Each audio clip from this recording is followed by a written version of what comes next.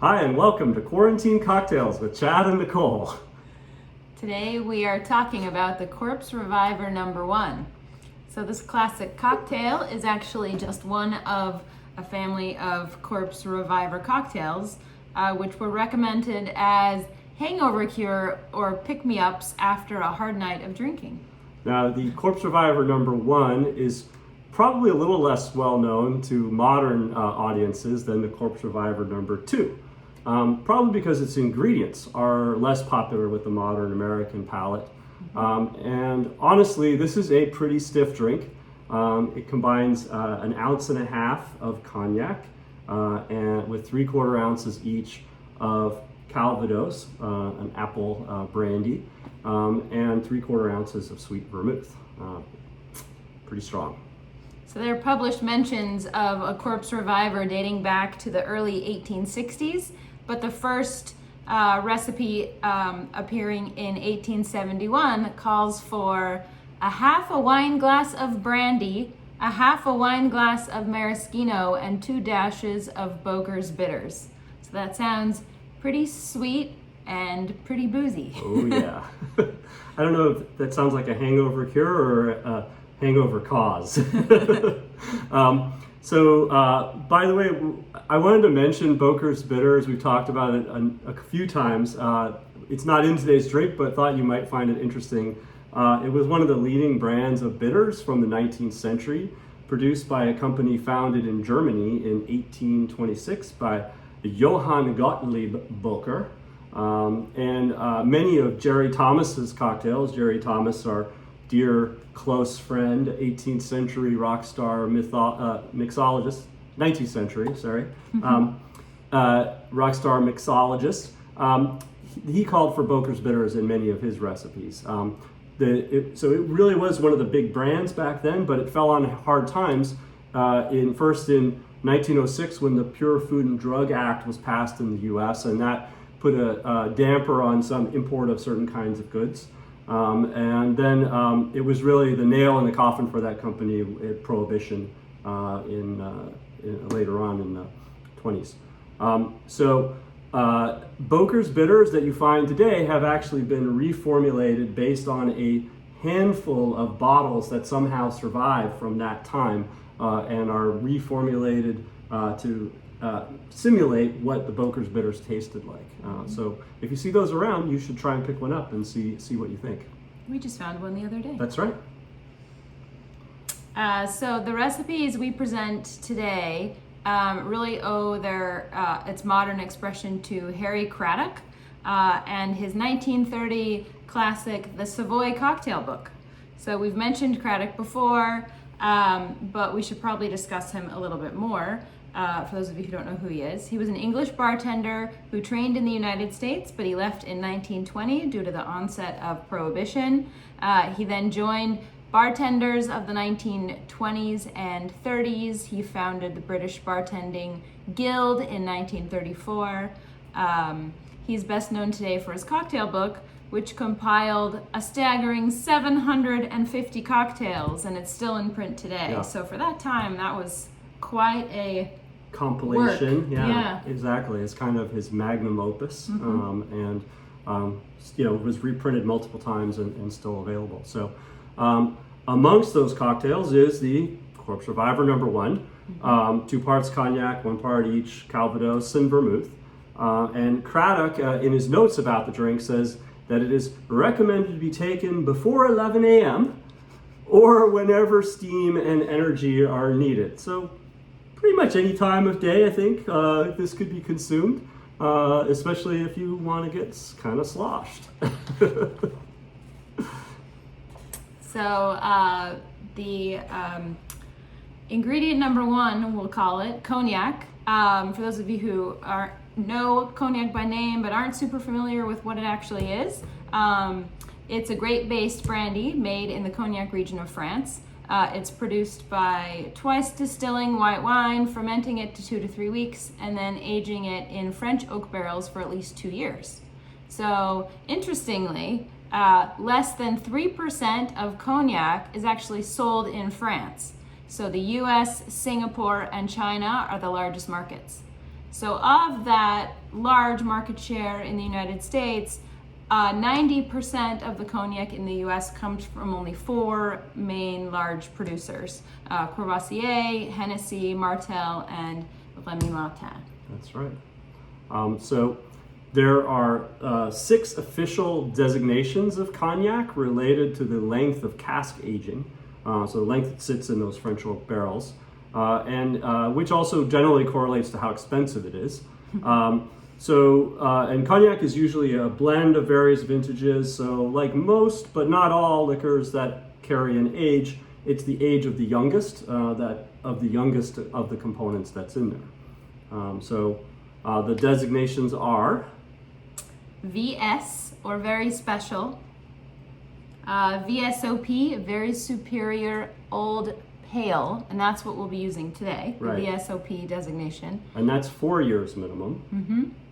XO, which is extra old.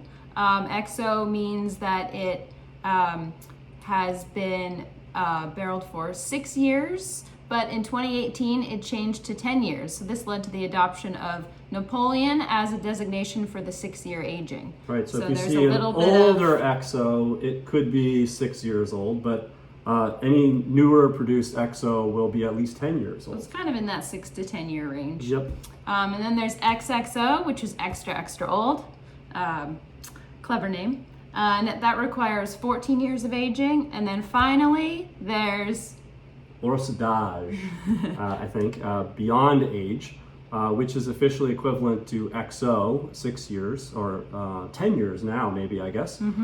But producers use that in marketing for something that they think is particularly high quality. So if you find an hors d'âge, you should maybe pick that up. Now, when mixing with a cocktail, you generally don't want to use one of the more aged and expensive ones. So you tend to use a VS or a VSOP in cocktail mixing. The other ones you probably want to just sip neat from a snifter or perhaps with ice. Depends how you want to have it. Now there's some interesting true cognac connoisseurs have a term for what they like to see in the expression of their older cognacs, and it's called rancio. And this is a word that comes from Spain and Portugal, and they also apply it to sherry and port there. And literally it means rancid or musty. So I don't know, apparently really good cognac has this kind of umami flavor that they term rancio. So interesting. So also with the grades, several of them are named in English, really owing to the historic trade in cognac in the 18th century. 18th century emigres from the British Isles established some of cognac's most well-known houses. So Richard Hennessy came from Ireland, while Jean Martel came from the Channel Islands. So if you'll recall our cocktail episode on the Martinez, the gin craze of the early 1700s led to heavy government taxation In the UK. in the UK, so much so that by 1760 imported liquor became cheaper again, and trade in spirits from the continent became boomed essentially, including cognac. That's right. So the trade boomed until the 1860s and 70s, when there was a terrible aphid infestation which devastated France's vineyards, completely drying up the supply of cognac for a long time.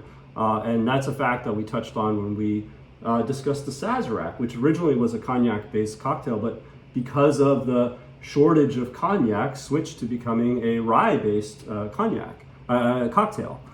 So the aphids apparently invaded France when American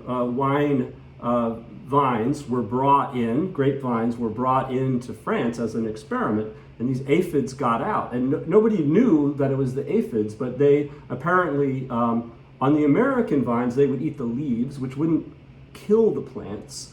But on the French vines, for whatever reason, they attacked the roots and killed the roots of all the wine plants. So you can imagine that this was a terrible devastation for the French.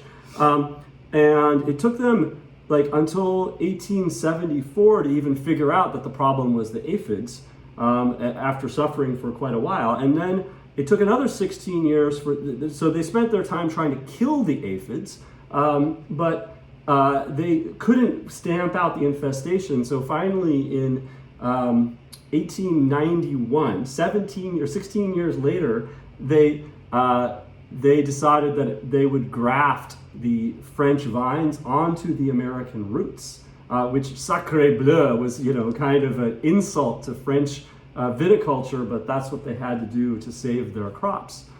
So, of course, this lengthy shortage of cognac meant that a lot of other liquors became popular. The rise of whiskey at that time, and a lot fewer cocktails coming from the late 1800s going forward had cognac as a principal ingredient as a consequence. So you can say they found the root cause.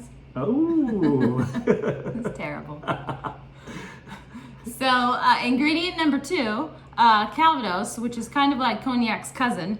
It's an apple brandy from Normandy. So if you watched our series, you'll recall that we used calvados in place of cognac when we made our sidecar. So like cognac, calvados is often blended from multiple years and has several grades based on the youngest component in the blend. There is fine, vieux or reserve for 3 years, VO, which is Vieux Reserve or VSOP also. And that is 4 years, and then extra, XO or Napoleon, which is at least 6 years. So there's an interesting tradition involving calvados in Normandy called Le Trou Normand, which is literally the Normand hole, and it's a gap. It's a custom of taking a pause between courses when you're having a big multi-course dinner, and during that pause, you would take a shot of calvados, or sometimes mix it with sorbet and have it that way, and that's to whet the appetite for the next course. So that's a tradition that still continues today. And it's also worth noting that calvados saw a big uptick in popularity in many countries at the time of this aphid infestation, because the apple orchards were unaffected by the infestation. It really was it really hit the wine, the grapevines. So one more ingredient quickly before we get into the actual demo. So sweet vermouth is the last ingredient we discussed extensively in our episode on the Martinez. We won't dive too much into it today, but just want to mention it as the third ingredient. So Craddock, who we mentioned earlier, Harry Craddock, his recipe didn't specify a garnish on the cocktail, but many modern recipes suggest that a lemon peel is appropriate, either expressed or and discarded or added to the drink itself. Yeah, and we go that route today. I think it does help brighten the cocktail and give it a little extra je ne sais quoi. So as we mentioned, the cognac we're using is a VSOP designation, and the Calvados is also a VSOP designation. Yeah. Now, don't really claim to be experts in cognac or Calvados, but both of these seem quite serviceable and are pretty tasty. So we'll be using those. And then, of course, for vermouth, we'll be using our old friend Sweet Vermouth Carpano Antica Formula.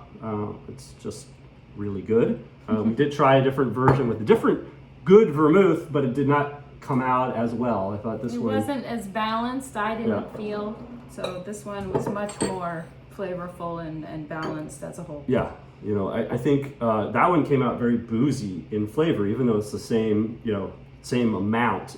The flavor was really boozy. It was a pretty boozy drink, to be honest. So the nice thing about this drink is the proportions are super easy, with 2 parts to 1 part to 1 part. So you can pretty much use any size jigger that you want if you want to scale it back and just give it a little taste. But we'll make it with the full proportion, the full amount today. Did you print out the actual recipe? Oh, you know what? I have the recipes that are over there. I did forget something. Okay, so. why don't you pour it? All right, so I'll start pouring the drink. So we'll start with our cognac. And I got 1.5 ounces jigger. I'll be making 2 cocktails as usual, one for me and one for Nicole. So we will pour in 2 jiggers. I like to use my shaker to stir in, even though I'm stirring and not shaking today. You know, metal is good, better than glass, because it conducts the cold and heat very well. And so it chills very nicely rather than having your ice spend a lot of effort chilling the glass. If you're using a glass, mixing glass, then I would recommend chilling it beforehand. All right, so now I'm adding 1.5 ounces of calvados and then 1.5 ounces of Carpano. Getting your ice ready. Thank you, my dear. So, and we've got our glasses chilling because we like to serve our drinks in chilled glasses. We're going to fill the shaker about 3/4 with ice. Get plenty of ice volume in there. And as per our usual standard here, we are going to stir for quite a long time because we're using freezer ice, which is colder and drier than the ice that they'll be using in a bar. So we're going to stir longer than you might see a commercial bartender doing. So we're going to stir for almost 60 seconds. You can see it chills down pretty quickly, but we're stirring for 3 reasons here. So we're stirring to mix the ingredients and get them well blended together. We're stirring to cool and chill the drink down to a nice temperature. And we're stirring for dilution, and that's why we're stirring extra long, because in order to get the dilution when you have the drier ice. Some people, like Difford's guide, they say throw a little bit of like 1/2 ounce of water in, but just prefer to stir a little bit longer, chat with you, admire Nicole. So for the Corpse Reviver theme, we are wearing skulls. Yes. and we have skull glasses. Our skull which glasses. Are All right, pretty I fun. think You'll we're ready see those for the in a minute. glasses now. And here's the recipe quickly. Yep. As a nod to our dear hold it friends, down here, too. the Monty Python boys, we're naming this Bring Out Your Dead. We're nerds. So we have our lovely skull glassware. Can't quite see it right now, but hopefully when we... Yeah, it's got this nice empty bottom, and it's got a skull outline in there. All right, so it should be well diluted at this point and also quite well chilled. So it should almost fill these glasses up. Pretty good. Good enough. As usual, I gave you a little heavier pour. Trying to liquor you up. No. Now we're going to garnish with our lemon peel. I use my Y peeler to get a nice piece of lemon. Nice fresh lemon. That's Nice got a lot piece of fresh lemon. of juice and oil. Right, I'm going to express it over the glass. You don't want too much of the pith. You don't want to go too deep.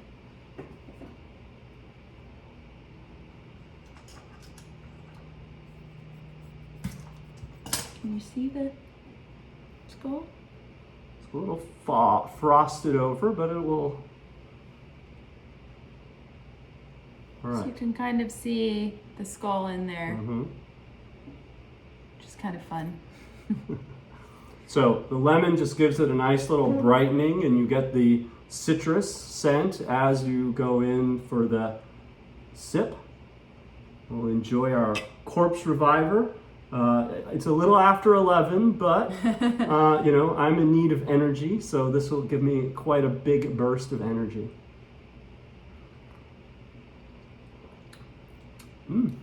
Yeah. It's good. Yeah, it's well balanced. I think getting the right level of dilution is pretty important. Otherwise, it will come off as really boozy. Anyone have any questions out there?